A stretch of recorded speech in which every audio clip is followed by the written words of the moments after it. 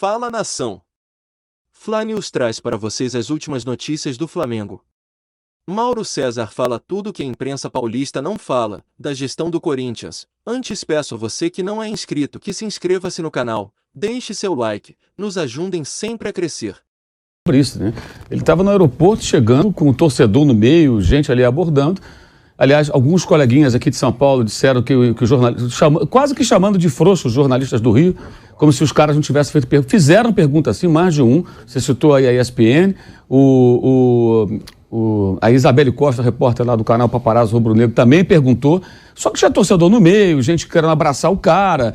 Ele, evidentemente, não dá para falar sobre um assunto desse no meio daquele furdunço todo, né? Aquela confusão toda. Não, vou falar agora a situação aqui, a minha sogra, não dá. Ele tem que falar isso na coletiva, sentadinho, bonitinho, com calma, né? Mas as pessoas estão tão desesperadas por esse assunto que elas querem que o cara desça do avião já fazendo um pronunciamento do aeroporto. Ele poderia nem falar com ninguém. O próprio Gerson, que foi apresentado também hoje como recontratação do Flamengo, ele passou direto, só deu um tchauzinho e foi embora. Tinha uma galera de jornalistas esperando quando ele chegou no dia anterior, né? Dia 1º, se não me engano. O Vitor chegou ontem, dia 2, de manhã cedo.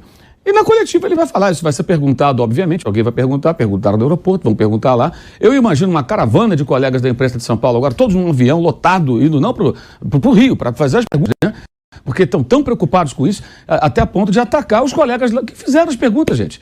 Fizeram, só que o cara não vai responder ali. É óbvio, eu também não responderia ali. Não é o local adequado para você poder desenvolver um raciocínio e falar sobre um assunto que gerou tamanha polêmica. Na coletiva ele vai ter tempo, condições de temperatura e pressão adequadas para responder. Um dia mais, calma. Mais um dia. Ele chegou ontem, segunda-feira, de terça-feira o homem vai falar sobre esse negócio para ver se esse assunto tem uma definição. E aí tem um ponto que é importante, eu mantenho a minha opinião, eu acho que ele não agiu da maneira correta porque deveria ter falado a verdade. Também não conheço a versão dele, vamos conhecer a versão dele agora. Tudo com calma. Com calma, exato, porque é aquela coisa, tem uma coisa básica do jornalismo que é ouvir o outro lado. O outro lado ainda não se pronunciou. Não. Então vamos saber que diabo ele vai falar. De repente o cara faz uma revelação bombástica e a gente fala, caramba, a gente não sabia disso. Então vamos ver. Ou então ele pode se desculpar, como se desculpou, por exemplo, com os corintianos, quando citou o Liverpool uma vez. Que ele fala, não, eu também gostaria de treinar o Liverpool, ele viu que pegou mal mesmo. Ele foi lá na coletiva seguinte, foi mal, peço desculpas aqui e tal. Não sabemos. Do dinheiro também. Da grana que ele falou, foi mais ou menos um pacote, né? Então vamos ver o que vai acontecer, o que ele vai falar, quais são os argumentos que ele vai apresentar. Agora tem um ponto que é importante aí. Para mim, a resposta, essa é a razão pela qual ele não renovou com o Corinthians, né?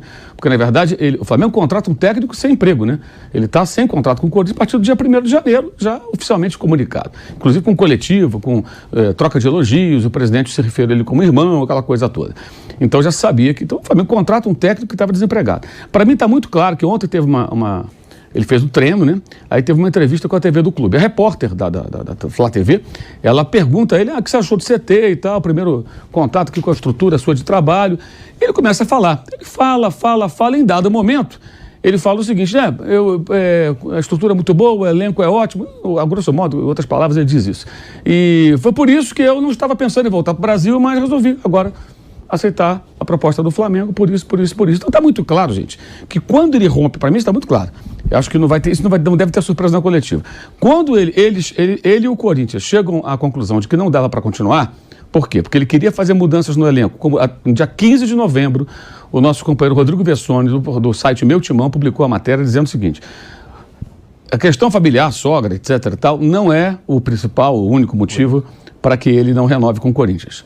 O Vitor quer fazer mudanças no elenco, quer rejuvenescer drasticamente o elenco e tal, e a diretoria não se vê em condições, ou não concorda, realmente isso demandaria dinheiro, tem que negociar o jogador, contratar outros, Faustos Vera, que é um jogador jovem e tal, para poder dar uma mexida no elenco. Ele queria fazer essas mudanças e o Corinthians não estava em condições de fazer, ou não queria fazer, enfim, não havia um acordo. Então eles rompem. Para não colocar, esse é o meu entendimento, vamos ver se na coletiva essa versão vai se confirmar. Para não chegar na coletiva, fazer um negócio seguinte, senhor torcedor corintiano, o técnico aqui, vocês querem continuar, nós também, só que nós não temos condição de oferecer o que ele quer mais do que a gente pode oferecer, então ele vai embora. Falaram que não, tem a questão familiar, claro, eu acho que isso não é mentira. A sogra dele tem, acho que, Alzheimer, né? Então, uma pessoa que tem que ter uma pessoa da família próxima, mas isso não me parece que seja um grande problema se você trouxer a família, a sogra, todo mundo, e montar uma estrutura aqui em São Paulo, no Rio, onde for, como ele certamente tem lá em Portugal, onde vivem seus familiares, né? Imagino que seja isso que vai acontecer, enfim. Mas na primeira vinda dele para cá, é muito claro também que ele não vem para ficar muito tempo. Faz um contrato muito curto, um contrato de 9 meses aproximadamente. Ele chega em fevereiro, sabendo que em novembro acabou, vai embora. Copa do Mundo. Então assim, era um contrato meio tampão. Isso era muito claro, para mim, pelo menos, é muito claro. Só que ele muda de ideia, ele admite isso nessa entrevista rápida que ele dá, e a repórter não pergunta disso, pergunta outra coisa. E ele entra nesse assunto. Então, para mim, ali já deu a letra do que ele vai falar na coletiva. Ele deixa claro que ele não pretendia continuar no Brasil, como inicialmente também não queria vir ao Brasil, a informação que nós tínhamos, até que o Corinthians o convenceu a vir para cá, e ele viu que o mercado lá fora não sorriu para ele e veio treinar o Corinthians, né, no início de 2022. Então vamos ver o que ele vai dizer, né? Qual vai ser quais serão os argumentos que ele vai apresentar para isso tudo. Agora tem um ponto que é importante, é que essa coletiva, ela não é a coletiva do ex-técnico do Corinthians, é a coletiva do novo técnico do Flamengo. Esse assunto não vai ser o assunto central, gente. Não se iludam. Alguém vai perguntar, ele vai responder e vai ficar falando do Flamengo, o que ele quer fazer, como é que ele vai escalar o Gabigol, o Gerson chegou, se ele vai jogar com 3 zagueiros, etc. Perguntas do Flamengo vão ser feitas, evidentemente, e não tem cabimento alguém achar que os caras que estão lá no Rio de Janeiro para entrevistar o técnico do Flamengo fiquem falando de Corinthians a vida inteira. Aí é muito para o próprio umbigo. O Vitor Pereira não é mais técnico do Corinthians. Repito, não acho legal a forma como ele se desligou, a forma como ele apresentou ali os argumentos. Não acho legal. Acho que deveria ter falado a verdade. Não dá, eu tenho planos e o Corinthians tem outros planos. A gente não está entrosado. Adorei trabalhar aqui, agradeço ao clube, agradeço à torcida, agradeço aqui ao presidente, meu irmão e tal, bababá, mas chegou a um ponto aqui que nós temos que separar nossos caminhos. Eu vou seguir minha carreira em algum lugar. Pronto. Seria melhor, acho eu, olhando agora de fora também como a coisa aconteceu. Vejamos o que ele vai falar.